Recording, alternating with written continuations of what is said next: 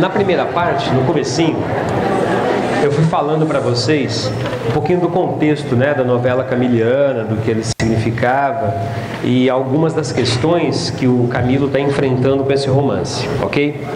Então aí seria legal a gente agora começar a falar do romance, propriamente dito. Ok? Então, em primeiro lugar, pensar no título, coração, cabeça e estômago. O que esses três substantivos colocados nessa sequência podem significar. Tá? Vamos lembrar, de saída, para quem não leu o romance, talvez, que coração, cabeça e estômago tem dentro da língua portuguesa um sentido, né? Coração é o lugar do sentimento, da emoção, do amor, da paixão, da passionalidade, dos nossos sentimentos mais intensos, mais profundos, não é? A gente ama com o coração, também é capaz de odiar com o coração, não é? Ali, portanto, residem ou estão enraizadas as nossas paixões mais intensas, as boas e as más. Por isso mesmo, o coração muitas vezes é associado à irracionalidade. Está até em expressões coloquiais da língua portuguesa. Ah, fulano faz isso com o coração. Né? Ele estuda com o coração, ele joga com o coração. Para dizer que se trata de uma entrega passional e algo irracional, não premeditada, não calculada. Né? Amei com todo o meu coração. Me entreguei de coração. Fiz isso, trouxe isso, estou te dando isso de presente com o coração. Ou seja, de forma não calculada. Portanto, o coração também é um lugar de uma certa não irracionalidade. Uma pessoa que age com o coração, ela está um pouquinho perdoada, né? Porque significa que ela agiu movida pela paixão, pelo sentimento, pela emoção, e não pelo cálculo racional. Por isso, quando alguém fala assim, puxa, eu fui desastrado, fiz isso de errado, mas eu fiz isso de coração. Como que é isso? Eu fiz sem pensar. E a gente fala, tá bom, vai. Está um pouquinho perdoado, porém não muito. A cabeça é o contrário. A cabeça é a sede da razão. É a casa da inteligência. Onde tudo se calcula, onde tudo se mede, onde tudo é avaliado. Não é? Ali é onde tudo é milimetricamente previsto. Ali, teoricamente, o coração não tem espaço. Existe até nas redes sociais, no Facebook, um memezinho que coloca, né, o coração e o cérebro, a razão brigando, sim ou não? O coração querendo se entregar ao amor de maneira desprevenida e o cérebro falando, puxa, isso vai me dar dor de cabeça. Né? Então, a pessoa apaixonada com o coração, ela se entregaria ao amor sem fazer qualquer tipo de cálculo. Né? Já o cérebro diz, vai devagar, espera, preveja. Legal ou não? Bom, o estômago. Acho que aí não precisa muita coisa, né? O estômago é, por definição, o órgão do corpo associado à sobrevivência física. Legal? Pura e simplesmente. Portanto, é o que seria o mais animalesco do homem. É quando o homem que se deixa levar pelo estômago é aquele que se deixa levar apenas pelo seu instinto de sobrevivência, pela sua vontade de sobreviver. Então, quando o Camilo Castelo Branco coloca o título nessa sequência, coração, cabeça, estômago, ele sugere um percurso, ele sugere um trajeto que vai das paixões irracionais até um instinto de sobrevivência. Legal? Mas não é um percurso neutro. Ele valora esse percurso. Significa que o personagem, o protagonista dessa história, é um sujeito que, partindo do coração, partindo das emoções, das paixões, dos sentimentos mais profundos, autênticos, espontâneos e verdadeiros, há de caminhar até a busca da sobrevivência imediata. É, portanto, uma trajetória, vamos anotando, de renúncia. É uma trajetória que culturalmente poderia ser vista como uma perda, uma queda. Alguém que sai, que parte, né, dos sentimentos mais nobres, mais puros, mais desinteressados e percorre um caminho, né, faz um trajeto cuja etapa final, ponto de chegada, é apenas e tão somente a preocupação com a sobrevivência imediata, com o dia a dia, sem nenhum tipo de paixão mais habitando aquele sujeito. Até que ponto esse trajeto, esse percurso do protagonista pode ser considerado, se a gente levar em consideração ou relembrar um pouquinho a nossa slide anterior, pode ser pensado como uma sátira aos costumes portugueses. Até que ponto essa trajetória de renúncia ou de queda pode ser vista como uma espécie de imagem, metáfora do percurso do próprio século XIX. Se não de todo o século XIX, pelo menos da literatura do século XIX. Uma literatura que parte lá no seu início romântico, dos seus ideais, das suas paixões revolucionárias, daqueles grandes personagens apaixonados, como o Werther do Goethe, que chega até ao suicídio, quando não pode viver de maneira alguma a sua paixão mais profunda. Então, o século XIX, cujo ponto de partida é essa passionalidade profunda e intensa, e talvez no ponto de chegada, já ali naquele 1862, quando o livro é publicado, já portanto na segunda metade do século XIX, já portanto quando a Europa começa a viver a industrialização de maneira mais plena, mais completa, o século portanto marcado pelo interesse econômico, pelas disputas meramente materiais, por uma espécie de instinto de sobrevivência. Se a gente ler o romance nessa perspectiva, estaremos concedendo ao Camilo Castelo Branco um projeto ambicioso, é ou não é? Um projeto não apenas de nos narrar uma história, mas de nos propor uma parábola. Uma parábola daquele próprio século XIX, do homem romântico. Uma parábola da literatura romântica. Ok? E, portanto, nós temos que prestar atenção, se a gente for dessa maneira, à trajetória do senhor Silvestre Silva, cujo nome, eu não sei se você se deu conta, contém uma ironia bastante interessante. É um pleonasmo. Silvestre, por definição, é um sujeito que vem da selva, da silva. E silva é literalmente isso. Selva, campo, portanto. Então, Silvestre Silva é o camponês do campo, vamos colocar assim. E vamos anotando aí. Esse personagem é um personagem típico da literatura do século XIX. O rapaz provinciano que sai do campo e vai para a cidade, em busca de uma vida melhor.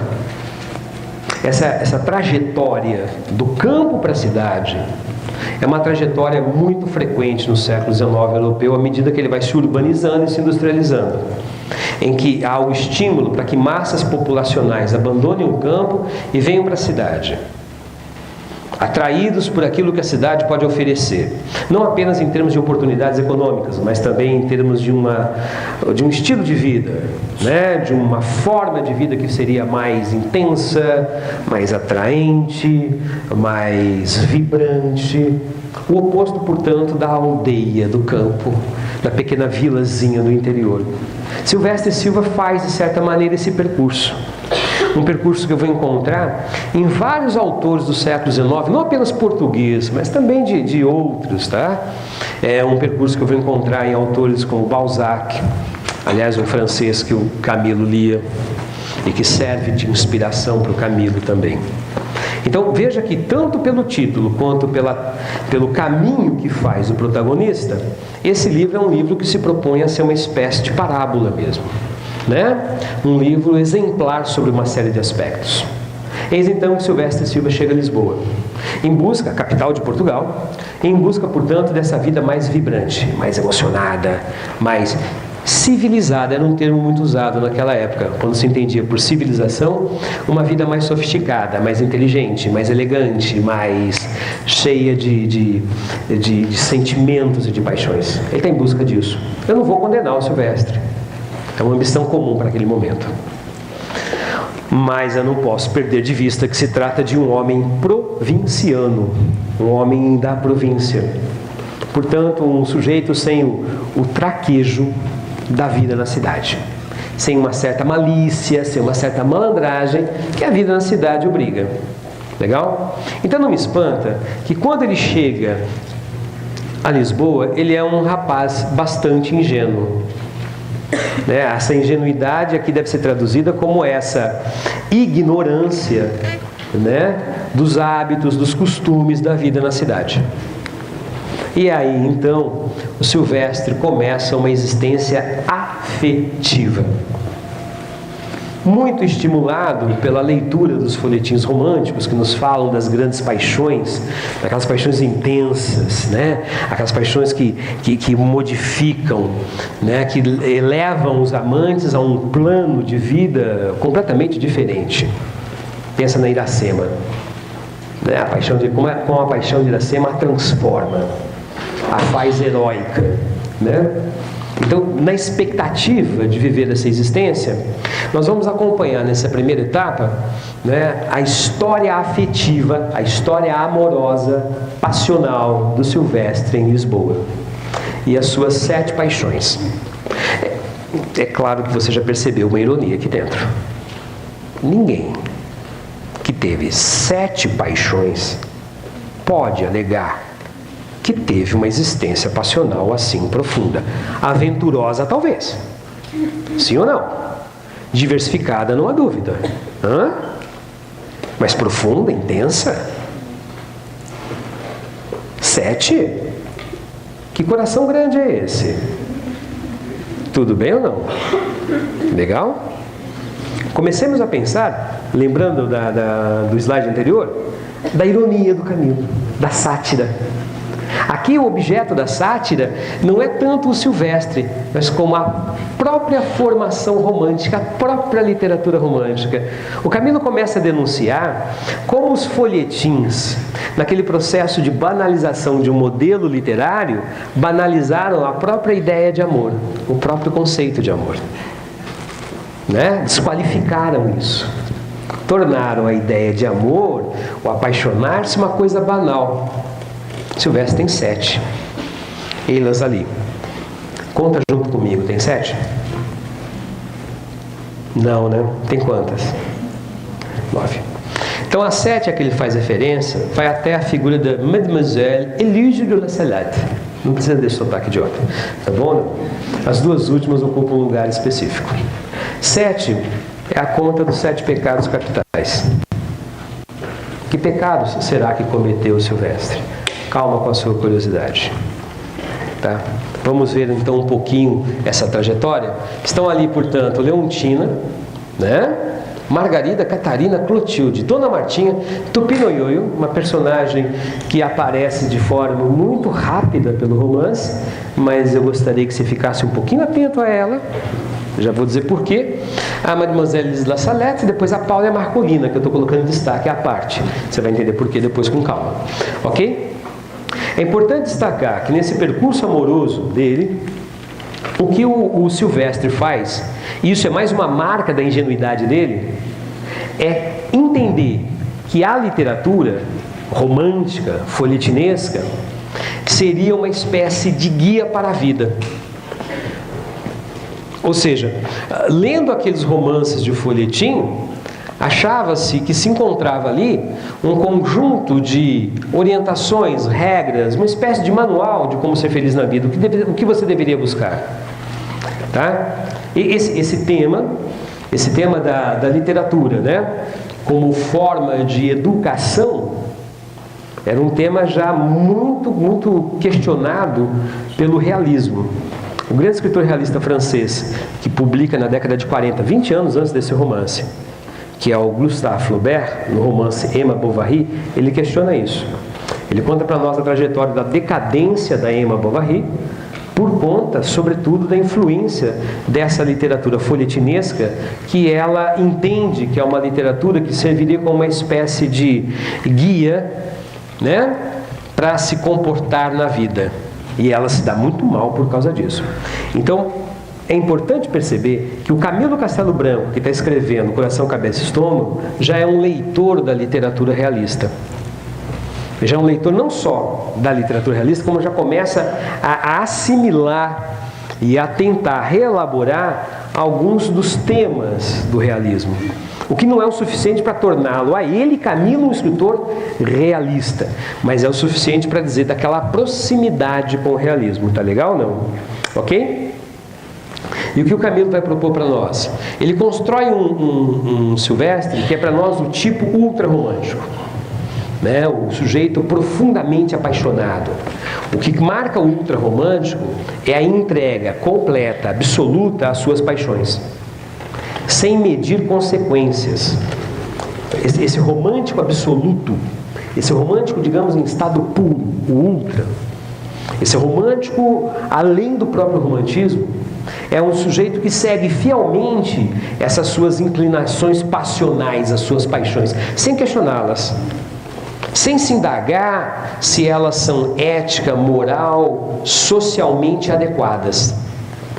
Por isso que a representação do ultrarromântico é sempre a representação de um sujeito inadaptado à sociedade, inadequado à sociedade. Veja bem, não que isso seja algo negativo, mas significa que é alguém que não cabe nas normas, no que é o normal da sociedade. Tá? E essa é uma marca da trajetória do Silvestre. Então, quando eu estou colocando ali ultrarromântico, você deve entender sobre tudo isso, esse sujeito que tem dificuldades em se normatizar, em ser normal. Por quê? Porque ele aposta de maneira cega nas suas paixões, sejam as paixões do coração ou as paixões do intelecto. Beleza? Ora, isso leva sempre a buscar um ideal, uma espécie de existência perfeita, que, é claro, é ilusório, ele jamais atinge. Legal?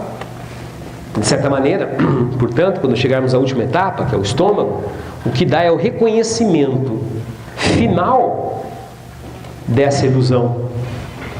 Eu poderia falar, portanto, que esse romance é um romance de uma desilusão, de um processo de tomada de conhecimento que significa reconhecer que essa existência foi guiada por um ideal ilusório, inatingível. Tá? Aí, a última pergunta. Se é assim, se essa trajetória desiludida do Silvestre, ela é guiada por mapas, né, por manuais que ele absorve dessa literatura romântica, então, será a literatura um logro, um engano, um falseamento da vida? Se a resposta for positiva, sim, então para quê? Ou será que, naquele processo de mercantilização do romance, que eu havia falado agora há pouco para vocês, o resultado foi esse: produzir uma literatura que falseia a vida. Não a vida nos seus detalhes mínimos de realidade, mas a vida naquilo que ela tem de mais humano. Tentando ser mais claro um pouquinho. Se a literatura romântica, sobretudo o folhetim, quando ele entra nessa etapa de mercantilização, se transforma numa espécie de um modelo, de um padrão alienado, então o leitor que se aproxima dele iludido, acreditando encontrar ali a representação, a figuração do que é o homem na sua essência mais profunda, esse leitor será conduzido à ilusão, será conduzido ao engano, e mais cedo ou mais tarde ele vai sofrer essa desilusão. O que o Camilo questiona não é a literatura como arte, Mas é esse processo do quê? De mistificação que resulta dessa indústria, dessa mercantilização da literatura. Ok? Forçando um pouquinho a barra, eu confesso que eu tenho consciência de que eu estou forçando a barra. Podemos fazer um diálogo, Camilo e Clarice. No outro plano que os dois se encontram, tenho certeza que eles batem longos papos. E os dois devem concordar numa coisa: se a literatura, a arte, não for capaz, me desculpem, de incomodar o leitor, ela não serve. Vladimir Mayakovsky, um grande poeta da Revolução Bolchevique, dizia isso: o poeta tem que desafinar o coro dos contentes. Literatura que não incomoda não serve. Tudo bem? Isso é claro, uma posição muito radical. Mas voltemos ao Camilo. Ele quer uma literatura que faça o quê? Desculpa de novo. Incomode. E não anestesie. Tudo bem ou não? Vamos ver então o que vive o Silvestre nesse percurso. Legal? Primeiro dos seus amores, com a Leontina. Aqui a história vem toda ela embalada, envolvida dentro dos modelos folhetinescos. Dá-lhe aventura, dá-lhe contratempos, enganos, cartas anônimas, ameaças, ok? A nossa querida Leontina é uma órfã que acaba vivendo com o seu padrinho, um ourives, ok? O Silvestre se apaixona por ela e se declara a ela. Acontece que a Leontina também despertou a paixão de uma outra pessoa, um algibebe. O que é isso? Sujeito que vive vendendo roupas. E esse concorrente não está nem um pouquinho satisfeito com a presença ali do Silvestre. Então ele escreve uma carta anônima ameaçando o Silvestre de morte. O Silvestre fica em pânico. Apresenta a carta à Leontina, que reconhece ali a letra do algibebe.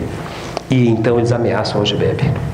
Nesse meio tempo, o ourives então descobre que a Leontina está se apaixonando pelo Silvestre. E aí o ourives faz uma proposta para a Leontina, que é a afilhada dele. Casa comigo. Espantoso, né? Casa comigo. Temos um romântico aqui na plateia.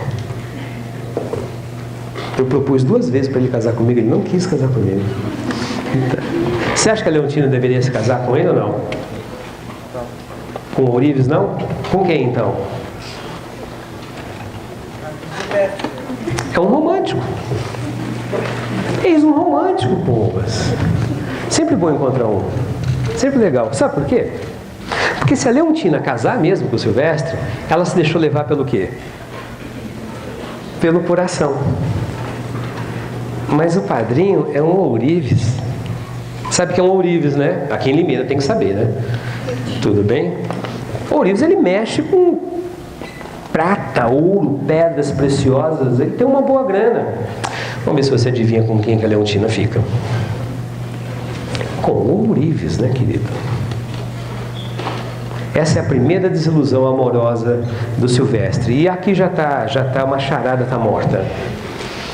No embate entre o interesse econômico e a paixão, quem é que vence aqui sempre? O interesse. Legal? A desilusão aqui do nosso amigo Silvestre é uma desilusão que se repete sempre na mesma chave. Por exemplo, né? Quando ele encontra a Margarida. O encontro com Margarida tem tudo do folhetim. Ele vê a Margarida pela janela e se apaixona por ela. Com um detalhe: ele não sabe que o nome dela é Margarida, tá? Mas se apaixona por ela e passa a escrever cartas para ela, apaixonado por ela. Há de se pensar que a partir desse momento a paixão pela Leontina desapareceu por completo da memória do Silvestre. Nessa nova paixão, que não vai muito longe, a Margarida desaparece, sem dar notícias, deixando lá o nosso querido Silvestre haver navios. Aqui tem um detalhe importante. Tem um detalhe que aparece pela primeira vez com clareza nesse momento do romance. O romance teria sido escrito pelo próprio Silvestre no final da sua vida.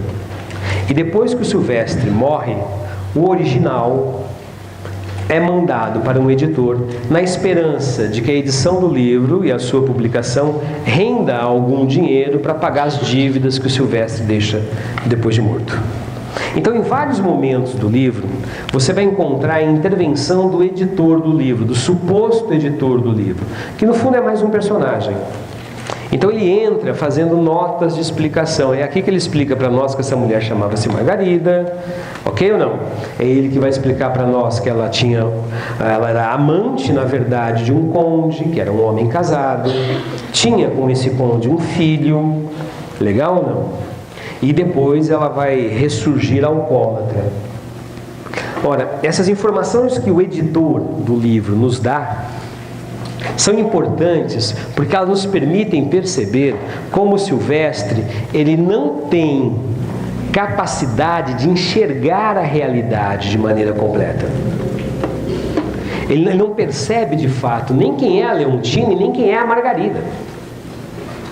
Ele não se dá conta, por exemplo, que a Margarida é aquela mulher misteriosa que nunca sai de casa. Se ela nunca sai de casa, tem algo estranho aí. Não, é ao contrário, movido pelas leituras de romances, ele supõe, ele imagina uma história aventurosa e mirabolante. Então o que acontece o tempo todo é um Silvestre que se deixa levar pela sua fantasia e por conta disso acaba, digamos, tropeçando na realidade. Não que isso tenha sido suficiente para ele se curar, ele insiste. Então aí, deixa eu voltar só aqui um pouquinho que eu não falei disso. Perdão. Aqui temos o fenômeno da metalinguagem entrando. Tá bom ou não? Então esse é um detalhe interessante. Porque as notas do editor compõem um comentário ao próprio texto. É um texto dentro do texto. Um texto que comenta o próprio texto, né? Que é o fenômeno da metalinguagem. Esse é um elemento de uma certa modernidade do romance. Tá legal? E tem um efeito bastante interessante. Qual é o efeito? Faz com que o leitor, nós, percebamos o quanto que aquilo que o Silvestre narra contém de equívocos, contém de enganos da parte dele. Né? O editor tem, as notas do editor tem esse efeito, digamos, desmistificador. Legal? A próxima amante dele, a Catarina. Okay. A Catarina ele encontra numa espécie de uma festa, de um baile. Tá? Ele encontra, ele se apaixona. Estamos sempre falando aqui do mesmo processo de paixão, do mesmo modelo, do mesmo padrão. É sempre amor à primeira vista. E quando ele encontra a Catarina, né, imediatamente alguém conta para ele que a Catarina é uma mulher, digamos, um pouco estranha, um pouco vulgar. E ao ouvir isso e ao contar isso para uma outra pessoa, aparece então o irmão da Catarina, um homem violento, que diz que o Silvestre está espalhando umas falsidades sobre a Catarina, que aquilo é uma desonra e ele precisa lavar a honra da família. Se você prestar atenção, a cada história que o Silvestre vai vivendo, o que está fazendo o Camilo Castelo Branco? Ele reproduz uma daquelas situações típicas do folhetim, né? Aqui é o desafio de capa-espada, o cara que aparece desafiando o Silvestre para a luta. Silvestre, na verdade, o que ele faz? Ele se retira. Mais tarde, ele descobre que essa Catarina é uma rica herdeira. Legal? Então, a cada momento, ele parece encontrar o verdadeiro amor da vida dele, mas ele sempre acaba se desiludindo ou recuando desse amor. Tá? Clotilde. O caso de Clotilde é um caso mais exemplar ainda. De novo, ele conhece ela numa festa. Né? Ao conhecer a Clotilde, numa roda, ela é apresentada para ele por um sujeito. O sujeito apresenta a Clotilde. Beleza. Né? Tá ali, e falam sobre a Clotilde. Ele se apaixona pela Clotilde. Imediatamente. e faz como se faz sempre no folhetim. Começa a escrever poemas de amor para Clotilde, cartas de amor para Clotilde, que ela nunca responde. Algum tempo depois, ele reencontra um dos convidados da festa e ele comenta com esse sujeito a sua paixão pela Clotilde. Para surpresa dele, o cara é o marido da Clotilde. Isso poderia ficar no nível do mico, né? Tudo bem ou não? Espero que vocês nunca tenham feito isso. Tá bom ou não? Eu fiz uma vez. Mas você já passou também. Ele elogia a Clotilde, fala da sua paixão pela Clotilde, e o cara fala, pois é, minha mulher. E aqui tem uma coisa que é um pouco surpreendente. Esse marido não se mostra nem um pouquinho ciumado, nem um pouquinho irritado. Na verdade, ele é um dos convidados que apresenta a Clotilde para o Silvestre. O que fica, portanto, patente é que o casamento da Clotilde é um casamento meramente convencional. A tal ponto que o marido não exibe nenhum tipo de ciúme, nem mesmo nenhuma irritação. Apenas diz para o Silvestre o seguinte: fica tranquilo, eu vou te apresentar uma das amigas da Clotilde. Fica com ela. Essa é uma proposta que o Silvestre não pode aceitar. Por que ele não pode aceitar? Porque o que está implícito nessa proposta é que a relação amorosa dispensa o amor, dispensa a paixão. Olha, você não vai poder ficar com a Clotilde porque ela é minha mulher, tá bom? Não, ela é casada. Então você fica aqui com essa outra. Quem diz isso entende que o amor é uma espécie de troca de peças. Não é? Essa concepção amorosa que fica implícita na fala desse marido, ela é em tudo oposto à concepção amorosa que o Silvestre traz das suas leituras românticas. Por isso Silvestre reage ofendido. Mais uma vez, o que nós temos é a seguinte situação. Mais uma vez, a realidade se coloca para o Silvestre de maneira muito dura e muito crua, e o Silvestre recusa. O Silvestre não enxerga. Vivendo essa nova desilusão amorosa, e ele sempre sofre a cada nova desilusão amorosa, né? Ele agora encontra uma nova paixão. É a Dona Martinha. Ele vive num hotel, uma espécie de pensão, que é a propriedade dessa viúva, Dona Martinha. A Dona Martinha tem por hábito, uma vez por semana, ela faz uma pequena festa, ela canta, ela dança. Embora seja uma mulher, digamos, mais velha para os padrões da época, ela é bastante sedutora, bastante alegre. E não é à toa que o Silvestre acaba se rendendo aos encantos sedutores dessa Dona Martinha, que corresponde ao Silvestre.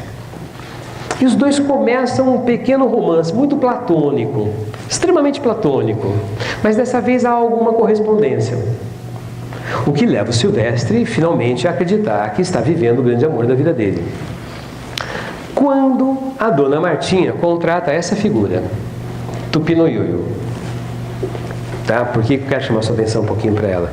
Tupinoyoyo é uma brasileira. É descrita como uma mulata brasileira.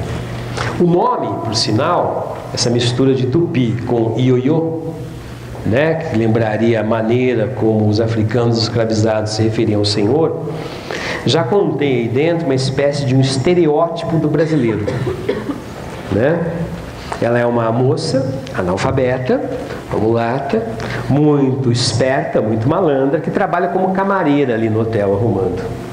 E vendo ali a paixão do Silvestre, aquele namorico do Silvestre com a Dona Martinha, um dia ela chega pro Silvestre e fala assim: vem cá, eu vou te mostrar de fato agora quem é a sua namorada. E aí leva o Silvestre até um determinado quarto, de onde ele pode abrir uma fresta na parede, e descobre a Dona Martinha tranquilamente, né, aos beijos e abraços com outro hóspede do hotel, tá? Dona Martinha Cada enxadada, uma minhoca, não perde ponto. Tá legal? Ou seja, ele está sendo enganado, de novo. Não vai pensar você que isso vai fazer o Silvestre desistir do verdadeiro amor. Aí ele se apaixona por quem? Pela Tupinoyoyo. Uma paixão que é levada em parte pela idade, por aquele estereótipo, né, da brasileira mais sensual e assim por diante. Há também nisso um lance meio paternal, um elemento meio paternal de querer ajudar aquela moça. No começo, a Tupinoyoyo corresponde a ele, até que é lógico. Aparece um terceiro, um outro pretendente, rico, mais velho, endinheirado, e a Tupinoyoyo, de maneira muito calculista, dispensa o Silvestre para ficar com esse sujeito. Mais tarde, anos depois, o Silvestre vai reencontrar a Tupinoyoyo, e quando ele a revê agora ao lado do marido, toda séria, toda bem vestida, se comportando como uma grande dama da sociedade, alguém vai cochichar para ele que a Tupinoyoyo é uma dama da Inglaterra, enfim, vai se construir toda uma biografia falsa da Tupinoyoyo, né? Quando o Silvestre sabe de fato quem ele é. Tudo bem? A terceira, Mademoiselle Elise de la Salette. Aqui é um outro estereótipo romântico. Ela conta toda uma história de uma mulher sofrida, abandonada, traída, humilhada, legal? Sempre enganada pelos homens. Isso desperta no Silvestre uma espécie de compaixão, muito mais do que paixão amorosa. Silvestre, mais uma vez, então, se aproxima dela. Até que alguém conta para ele a verdadeira história da Elise de la Salette. Primeiro, o nome francês é falso. Ela é tão francesa quanto eu sou sueco. Na verdade, ela é uma espécie de prostituta que conta essa história, toda essa falsa biografia, para envolver, né, os mais ingênuos, na esperança de que esses possam mantê-la. Essa é a decepção final do Silvestre. Chegada a esse sétimo caso amoroso, né? Essa sétima relação amorosa, o que nós podemos extrair daqui é o seguinte, que nós podemos perceber. O Silvestre, aquele provinciano ingênuo, alimentado por uma literatura romântica que falseia a realidade, tem uma dificuldade muito grande de lidar com pessoas reais. Ele confunde até mesmo seus sentimentos. É um homem incapacitado para isso. Daí as sucessivas desilusões. Não que ele próprio, a essa altura do campeonato, Silvestre já tenha se dado conta disso. Entra em cena, agora sim, Paula. Né? Aqui a situação é outra. Paula é a mulher que o mundo respeita. Paula é uma garota, uma moça de uma família respeitável, bonita, atraente, elegante e inteligente. Ela tem todos aqueles predicados, digamos, que tornariam uma mulher absolutamente sedutora naquele contexto cultural. Apaixona-se, o Silvestre se apaixona por ela quase que de imediato e tenta se aproximar dela. Seguindo, de novo, as orientações, digamos, da literatura romântica, ele consulta um livro de poemas do Antônio Feliciano de Castilhos, que, aliás, é um poeta romântico português da época, muito famoso. E ele lê, numa determinada passagem, que as deusas do amor sempre se deixavam seduzir por ofertas, oferendas e presentes de festões e flores. O que faz então o nosso amigo Silvestre? Compra um buquê de flores, coloca algumas frutas numa cesta, inclusive um pequeno periquito, como presente para oferecer para Paula, na tentativa de seduzi-la, né? Digamos assim, de suavizar aquele coração. A Paula recebe, de fato, esse presente. Ele só esquece de assinar o bilhete. Ele até transcreve na carta, no bilhete, o poema do Castilho. A Paula recebe aquilo, mas é importante perceber que a Paula recebe aquilo com um ar de desdém.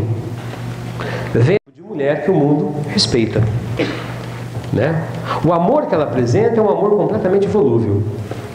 Ela brinca com os sentimentos do Silvestre. Ela tolera se fingir de noiva para atender a convenção da família, mas acaba fugindo com o cara que ela verdadeiramente ama. Existe até uma nota irônica no final, que quando ela volta para casa e se descobre que ela está grávida, né, e nasce o filho, a avó dela comenta que era um filho prematuro. Porque ela acaba casando com um primo de verdade. Casa grávida, né? Aí a avó fala, mas na nossa família é comum o filho prematuro. Isso acontece muitas vezes. Ou seja, definitivamente, o nosso amigo Silvestre agora se depara com o amor de fato como ele, digamos, é. Um jogo de interesses, né? As pessoas apaixonadas se movem não apenas pela paixão, mas também por um certo cálculo.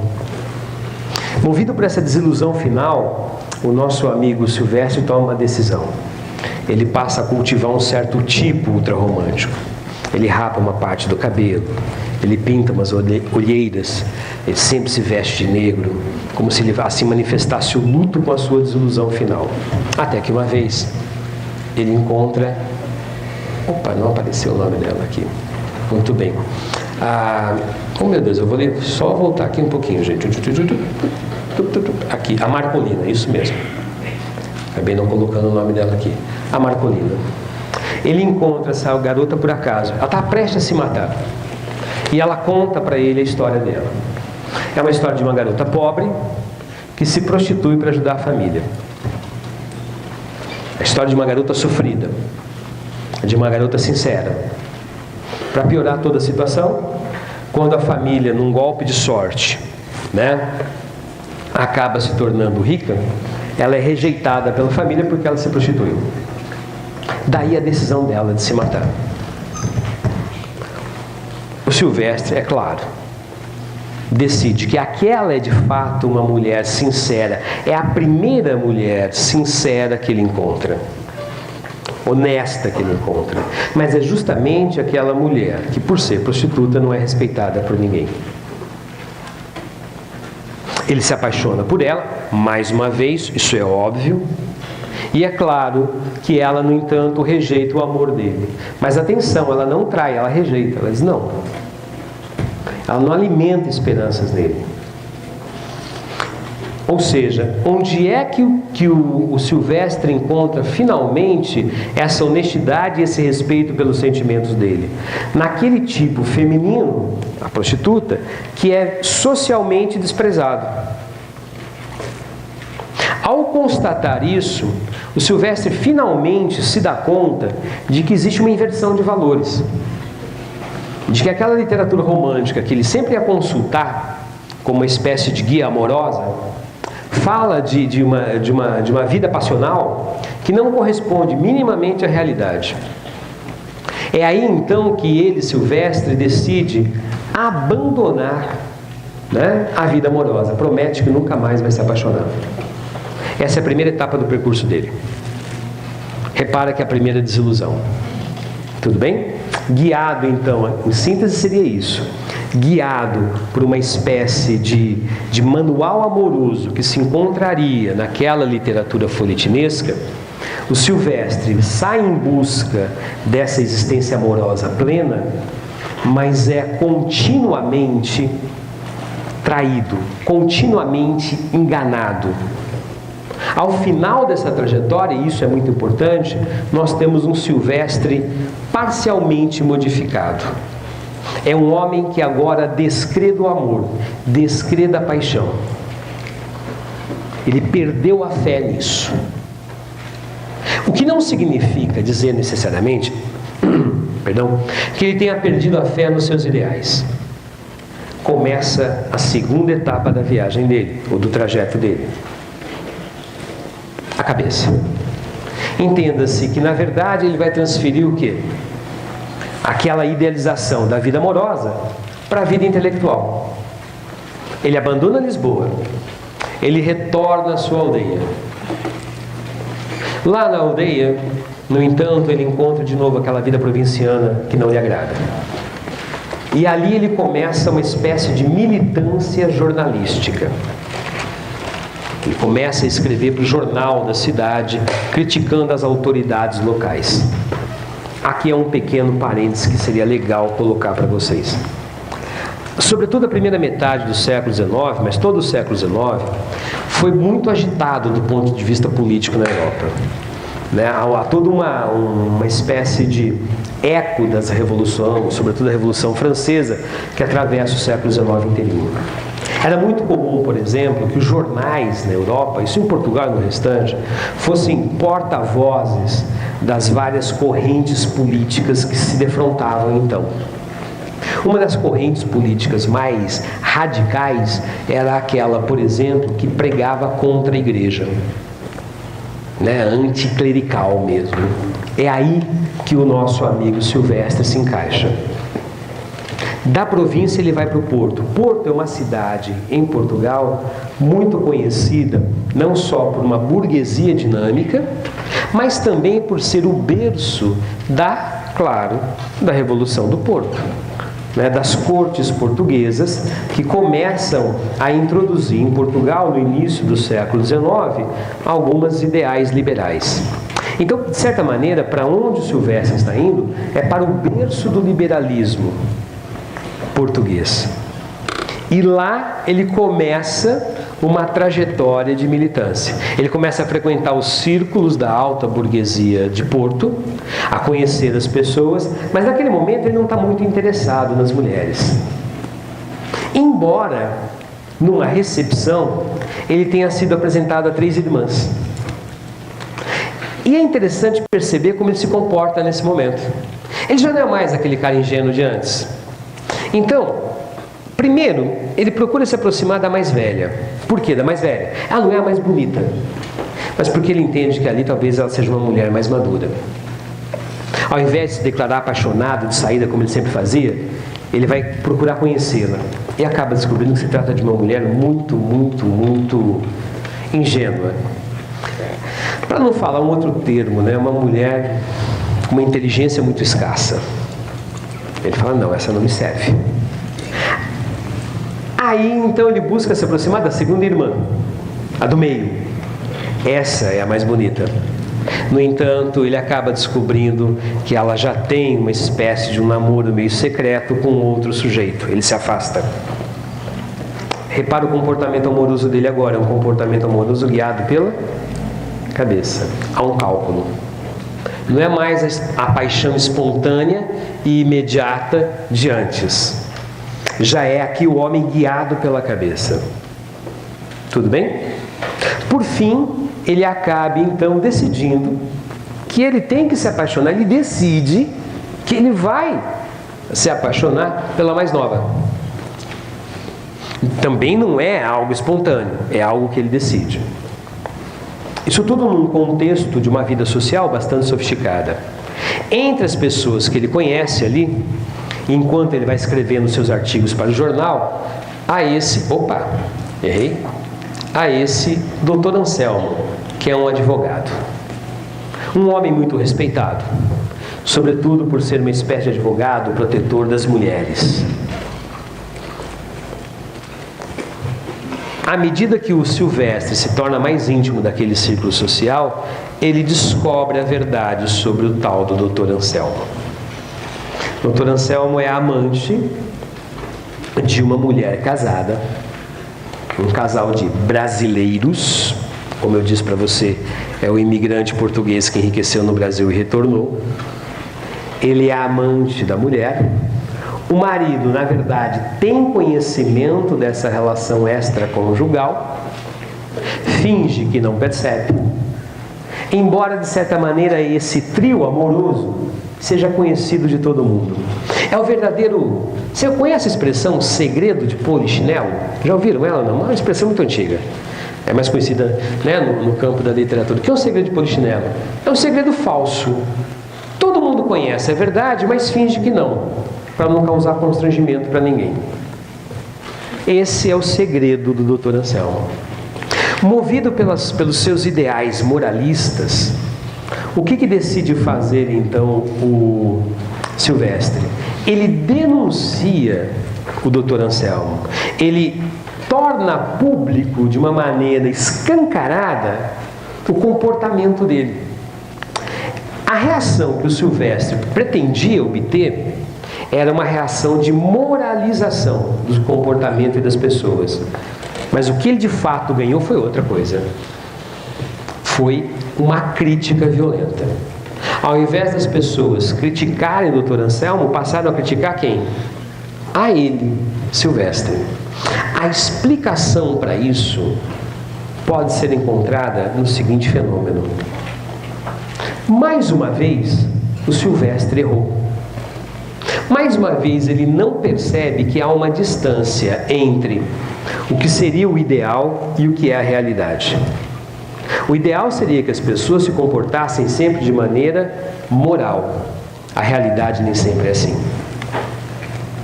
E o Silvestre, no entanto, é um homem muito radical. Em todos os seus artigos de jornal que ele publicava no Porto, o que ele conseguia atrair para ele era muito mais a raiva e o ressentimento das pessoas que ele criticava. Então, quando ele critica o Dr. Anselmo, que é um sujeito que todo mundo gosta e todo mundo respeita, embora todo mundo saiba da conduta dele, o efeito é desastroso. Tão desastroso que o que faz o tal do Anselmo? Processa o Silvestre. Desiludido, depois de sair da prisão, porque ele vai preso, ele decide finalmente se retirar. É a segunda etapa da viagem dele, do percurso dele. Primeiro, a desilusão com os ideais amorosos. Agora, a desilusão com os ideais políticos ou sociais, se você preferir. Desilusão com o coração e a desilusão com a cabeça. Ele retorna finalmente para a província. Aí ele toma uma decisão: viver apenas e tão somente em busca da satisfação imediata, sem nenhum tipo de questionamento filosófico, moral ou política. Quando ele se instala na província, ele acaba enfrentando a resistência de dois sujeitos. O regedor, que é uma espécie de prefeito, é eleito, e o padre. Como esses sujeitos são muito severos e muito críticos, o Silvestre toma a decisão de vencê-los. Então o que ele faz? Passa a criticar o padre até obter a remoção do padre. E começa a fazer uma campanha política contra o regedor, até que ele próprio se torna regedor, se torna o prefeito. Há inclusive uma situação que eu gosto de contar, que é um pouquinho irônica. Quando tem a segunda eleição e o padre ainda está lá, o padre decide acabar com o Silvestre, tirá-lo do poder, da condição de regedor. E o padre começa a fazer uma campanha contra o Silvestre. Você sabe muito bem que o padre é uma figura de autoridade naquelas pequenas vilas do interior. Silvestre, percebendo que o padre virou seu inimigo político, ele toma uma decisão fantástica. Qual a decisão que ele tem? Ele chama um rapaz na vila, paga uma grana para o rapaz e diz o seguinte: some com o cavalo do padre, leva o cavalo embora. Sem o cavalo, o padre não pode mais passar nas pequenas propriedades rurais da vila para fazer campanha contra o Silvestre. O padre fica bravíssimo quando o seu cavalo descobre e percebe que é uma manha do Silvestre, mas não adianta nada. O Silvestre ganha a reeleição. Tudo bem? O Silvestre aqui aprendeu a ser um sujeito o quê? Esperto, malandro.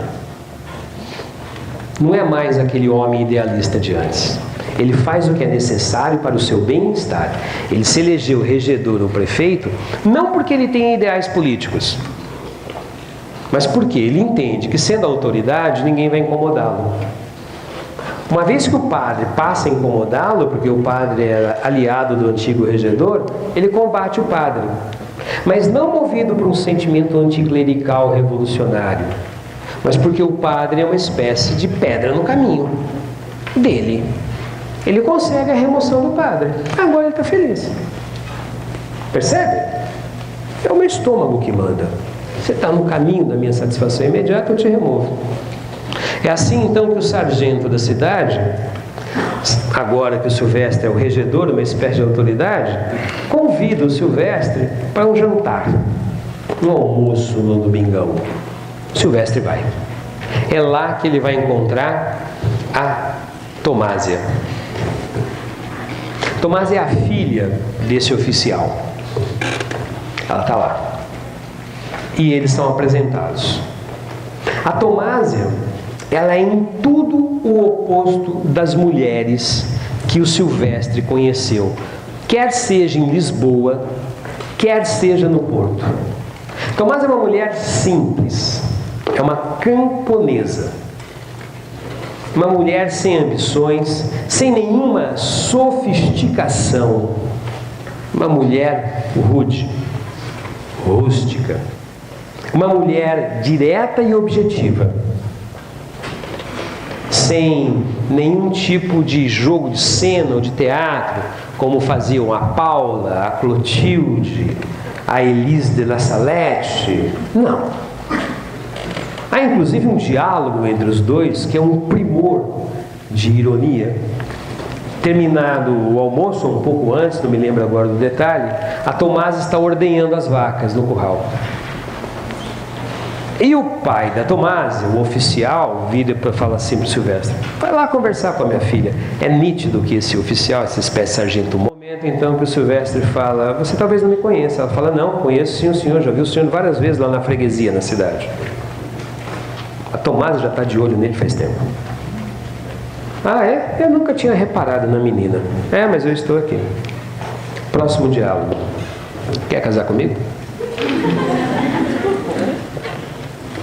Bom, mas casar com você casar comigo, mas tem que vir morar aqui. Eu acordo a essa hora da manhã, ordenho as vacas, depois eu faço isso, depois eu faço aquilo, depois eu faço aquilo. De domingo eu vou à missa. Quer casar comigo? Eu acho o senhor um homem bonito. Já conversei com meu pai está de acordo. Já conversei com os meus tios, são 4 padres.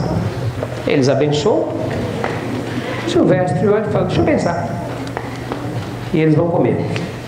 No final do almoço, eu caso com a sua filha. E marco um casamento para dali a 20 dias. E você buscando o grande amor da sua vida. Entendeu a diferença ou não? Ele agiu com o coração, com a cabeça, com o estômago, né? Na verdade, ele dá um bom argumento. Eu precisava de uma mulher. Tinha chegado uma certa fase da minha vida em que eu precisava de uma companheira. E a Tomásia era uma companheira ideal, sem ambições, uma mulher simples, não ia me dar muito gasto, trabalhadora, ia manter a casa, e eu poderia viver feliz. E é o que ele vive mesmo. A Tomásia trabalha feito um burro de carga, e ele engorda. E ele tem uma vida feliz. Bebe de vez em quando, aposta o dinheiro no jogo, fica devendo para todo mundo, não paga ninguém. É aí que ele tem a ideia de escrever um livro, né? E um dia ele falece, um ataque cardíaco. Acabou.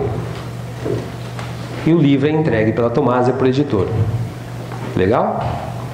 A última grande peça do livro é esse soneto, que de certa maneira sintetiza o percurso do nosso amigo Silvestre.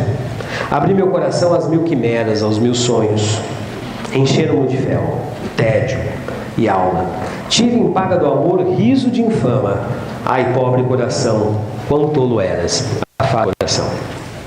Dobrei-me da razão às leis austeras. Quis moldar-me ao viver que o mundo ama. O escárnio, a detração me suja a fama. E a lei me pune as intenções severas. A fase da cabeça. Cabeça e coração senti sem vida.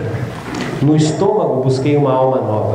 Você não pode deixar de reconhecer a ironia desse verso, né? O sujeito buscar no estômago a alma.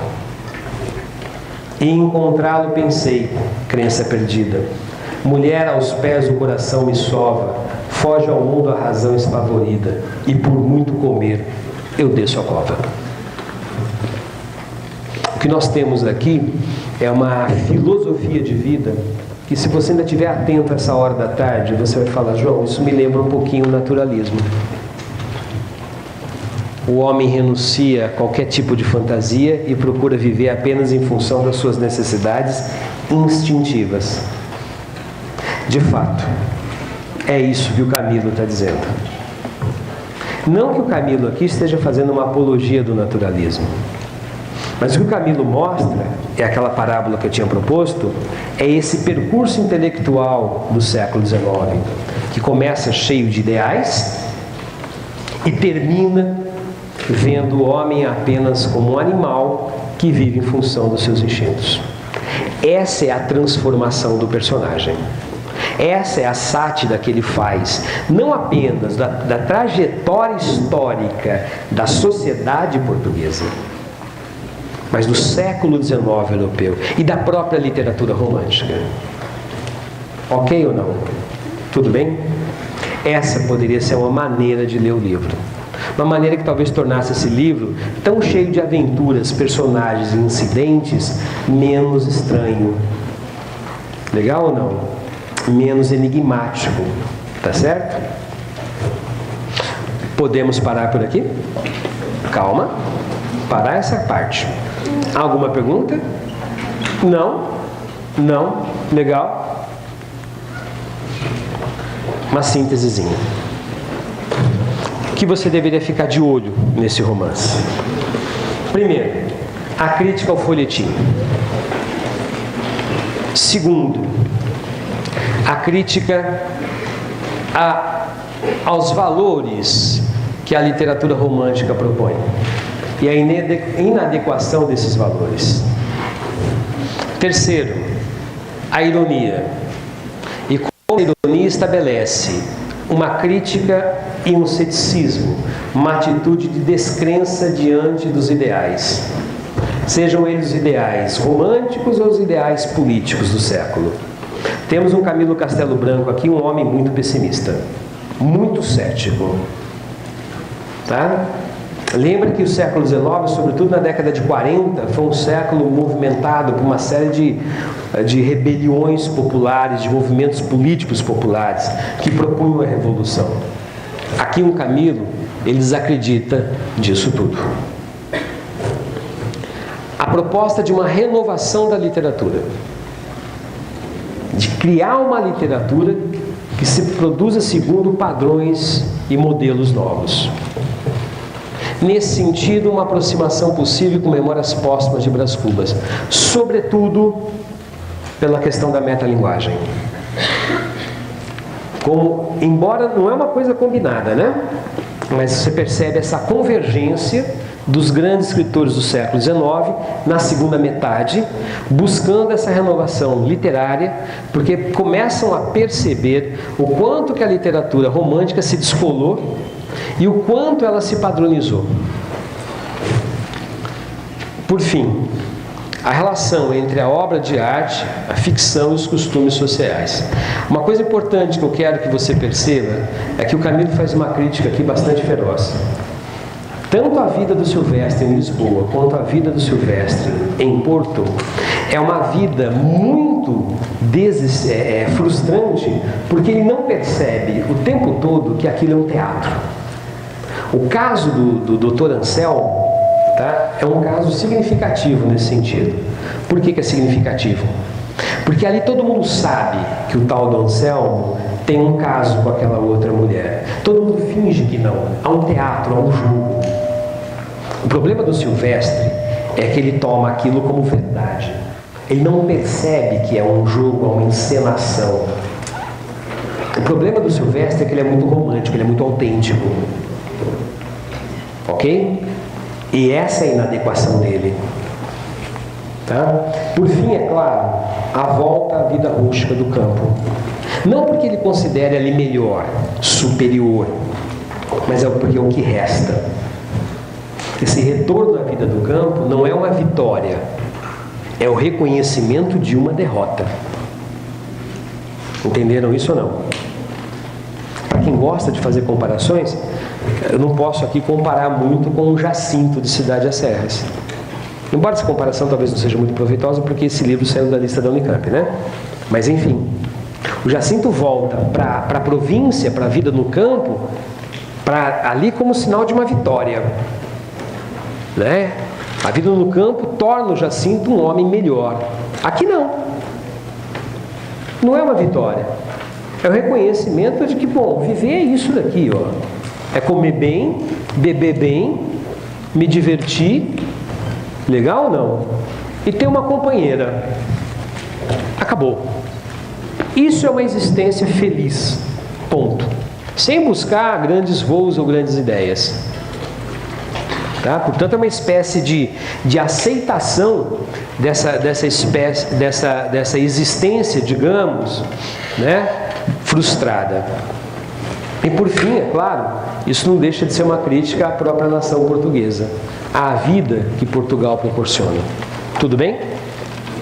Ok. Questãozinha do vestibular para vocês responderem um pouquinho. Tá? Essa é uma questão. Essa daqui eu acho que todo mundo conhece, que é do ano passado. Honestamente, eu não estou trazendo as questões como desafio para vocês nesse momento. A minha intenção é que a gente veja como é que a Unicamp pergunta. O que ela pergunta e qual deve ser a sua atitude. Entenderam ou não? Vamos fazer o seguinte, vamos ler comigo o enunciado? Sabe-se que o Coração, Cabeça e Estômago é uma obra atípica na produção ficcional de Camilo Castelo Branco. Nós já sabemos disso, sim ou não? Ele te dá esse conceito. É importante que o examinador da Unicamp diga isso, porque ele está te fazendo um alerta. Sabe qual é o alerta que ele está dizendo? Ele está dizendo o seguinte: você, nos seus livros didáticos de literatura pelos quais você estudou, Camilo Castelo Branco sempre foi colocado como autor romântico. Está certa essa colocação. Mas aqui, diz o examinador, não se deixe guiar por essa informação. Porque eu escolhi para a lista um livro atípico, que foge desse padrão. Eu estou fazendo um alerta para o aluno, estou ou não estou? Presta atenção, cara. Não vai por aí que você vai se dar mal. Legal? Em relação a essa obra, assinale a alternativa em que todas as características listadas são corretas. Então, todas têm que estar corretas, sabendo que se trata de uma obra que não é tipicamente romântica. Ponto. Legal? Então vamos a ela. A primeira, inclusão da edição do livro como parte do jogo narrativo. Ao invés de eu ler a alternativa toda, já que ele fala que todas as características têm que estar corretas em cada alternativa, é ou não é? Eu vou ler uma por uma. E vou julgar uma por uma, ao invés de eu julgar a alternativa como um todo, percebe ou não? Vamos lá. Inclusão da edição do livro como parte do jogo narrativo. Isso é verdadeiro? É verdadeiro. Como eu disse para vocês, em vários momentos o editor do livro faz uma nota explicativa. Então ele inclui o processo de edição de livro como parte da própria narrativa. É verdadeiro. Sátira da poesia e das motivações espirituais. Ele satiriza as motivações espirituais, por exemplo, intelectuais do Silvestre. A próxima. Caracterização do herói como alguém incapaz de amar. Ele é incapaz de amar? Ele ama 7 vezes. Tudo bem que ele ama sempre errado. Mas tem alguém que acredita no amor, esse cara. Sim ou não? Das 3 alternativas, das 3 afirmações, qual que está incorreta? A última, né? A B. Paródia da vida romântica e natural. Tem uma paródia disso? Tem ou não tem? Tem. Os amores do Silvestre são sempre amores fadados à desilusão, por conta da sua incompreensão da realidade. A vida no campo, que é essa vida natural também. Espiritualização das necessidades do corpo. O Silvestre, no final, que vive em função do estômago, ele é um homem preocupado com as coisas do espírito? É. O cara que se endivida jogando é um cara que se espiritualiza pra caramba. O cara que se decide casar com a Tomasa ali porque vê que ela gosta de trabalhar e vai cuidar dele e cozinha bem. Ele está espiritualizando as necessidades do corpo? Obviamente que não. Então essa afirmação está o quê? Errada. Transformação do herói ao longo da narrativa. Ele se transforma? Ele se transforma. D. Descrição da formação do indivíduo. Eu posso dizer, que ao acompanhar o percurso do Silvestre, eu vi como ele foi se formando como sujeito, sim ou não? Ainda que essa formação tenha sido um processo de desilusão, de frustração, não é verdade? Isso é verdade. Caricatura dos valores e sentimentos românticos. Essa é uma das teclas que eu mais bati durante a exposição com vocês. Ele faz uma caricatura, ou seja, ele apresenta aquilo sob um olhar irônico, não é? A última, impossibilidade de adaptação do herói à vida social. Pensa um pouco. Você diria que o Silvestre tem dificuldade de se adaptar à vida social? Onde é que ele teve vida social no romance? Em qual das três fases? Na fase da cabeça, do coração ou do estômago? Na fase do coração, vivia em Lisboa. Ele conseguiu se adaptar ao estilo de vida lisboeta? Conseguiu. Tanto é que ele abandona Lisboa. Porque na cidade, o que ele encontrou? Engano, mentira, frustração. No Porto, ele conseguiu se adaptar àquele estilo de vida? Também não. Tanto é que ele volta para a aldeia. Por quê? Porque o que ele encontra ali? A hipocrisia. De novo a mentira. Então, no fundo, o Silvestre é um homem inadaptado à sua época. É um sujeito deslocado, anacrônico. Ele vive fora da época dele. Ele vive movido por ideais que eram valorizados meio século antes, não mais naquele momento. E ele não percebe isso. Então, afirmar que se trata de um sujeito que não se adapta à vida social, eu acho que está correto. A D. Caricatura das questões relacionadas ao espírito e à posição social. Ele caracteriza, sim ou não? Faz a caricatura disso, sim ou não? Oi? Sim, as questões relacionadas ao espírito, à vida intelectual dele. Elogio irônico das motivações fisiológicas. Ele é irônico ao elogiar os motivos fisiológicos do Silvestre quando vai para a aldeia, né? E ridicularização do herói. Legal? A resposta certa nesse caso é a D de dado, é a última, tá? A descrição da formação do indivíduo, tá correto? A caricatura dos valores e sentimentos românticos, tá correto? Eu estou lendo a cena sem querer. A impossibilidade de adaptação do herói à vida social, tá correto quando se trata de Lisboa e do Porto, mas quando ele se adapta perfeitamente. Torna o regedor, casa, a vida tranquila, tudo bem? Legal?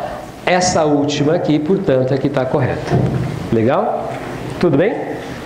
Duas coisas que eu quero que vocês prestem atenção aqui nessa questão. Primeiro, o examinador, ele te dá uma espécie de orientação segura sobre o que você tem que pensar. Terceiro, ele faz uma interpretação do texto. Cada uma dessas afirmações sugere que o aluno, né, o vestibulando, ele compreendeu o que ele leu. A Unicamp, portanto, ela tem uma estratégia de pergunta, tanto na primeira quanto na segunda fase, que seria legal você ficar de olho. Que estratégia é essa? Ela procura evitar que o aluno responda a questão apenas através do conhecimento do enredo.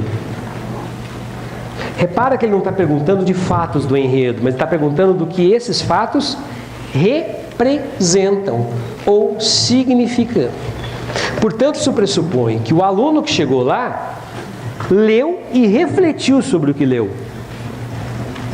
Legal? Com isso, a Unicamp está me indicando qual é a atitude que ela espera do candidato. Ficou bem claro ou não? Tudo bem? Na medida do possível. Eu reconheço que vocês têm, sei disso porque trabalho com isso há uns 30 anos, vocês têm pela frente um cotidiano bastante complicado de estudos, né? Uma agenda, um conjunto de atividades, sem falar do fato da própria vida pessoal, né? mas na medida do possível, dentro dessa coisa toda atribulada, dessa agenda cheia e bastante tensionada, tenta encontrar um espaço para efetivamente fazer essa leitura. Tá? O convite que eu faço é o seguinte: estou partindo do pressuposto que esse é um texto que pouca gente se aventurou a ler. Alguém tentou ler e falou para o colega: é chato, não entendi nada. Xiii, não perde seu tempo. Ouviram alguma dessas frases, o equivalente ou não? Nossa, não está entendendo nada daquilo ali, ó. Tudo bem? Meu comentário, que é um comentário, o que ele procurou fazer? Te oferecer alguns pontos de partida, como se fossem plataformas, a partir das quais você pode ler aquele livro com autonomia, começando a compreender algumas coisas que estão ali. Dá para entender ou não? Porque aí, quando você chegar na hora da prova, você tem isso feito. Entenderam ou não? Beleza? Embora eu reconheça as dificuldades que se colocam nesse caminho. Tá bom? Tudo bem? É isso. Tá? Por hoje. Né? Desconfio que terminamos um pouquinho mais cedo hoje, sim ou não? Não? Não? Passamos o horário? Bem na hora. Na hora. Puxa vida, valeu.